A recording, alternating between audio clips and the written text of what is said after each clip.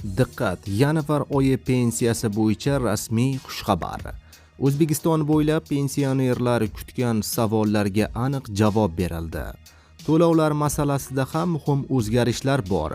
Hamma bilishi shart. Barcha pensionerlar diqqat qilsin, bu xabar har biringizga tegishli. 1 daqiqa ajratib, albatta tanishib chiqing. Assalomu alaykum, hurmatli tomoshabinlar. Tezkor yangiliklardan, birinchilardan bo'lib xabardor bo'lishni istasangiz, videorolik ostiga like tugmachasini bosib qo'yishni unutmang. Diqqat qiling, Xalq banki ma'lumotiga ko'ra, yanvar oyi uchun pensiya va nafaqalar to'lovi 5-6 yanvar kunidan bosqichma-bosqich fuqarolarning bank kartalariga yuklanish boshlandi.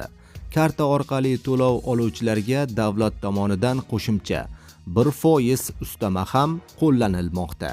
Rasmiy axborotda aytilishicha, naqd pul shaklida oluvchi fuqarolarga 6 yanvar sanasidan boshlab 27 sanalar oralig'ida to'lov amalga oshiriladi va belgilangan muddatda to'liq to'lab beriladi.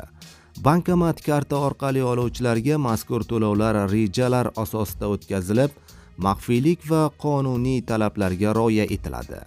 Xalq banki pensiya va nafaqa to'lovlarini o'z vaqtida yetkazish bo'yicha texnik va tashkiliy choralar ko'rilganligini, kartalarga tushirilgan mablag'lardan foydalanishda bank infratuzilmasidagi servislar, bankomatlar va to'liq boshqa servislar ishlayotganligini ma'lum qiladi. Hurmatli tomoshabinlar, videoroliklarimiz keng tarqalib, barcha fuqarolarga yetib borishligi uchun like tugmachasini ham bosib qo'yishni unutmang.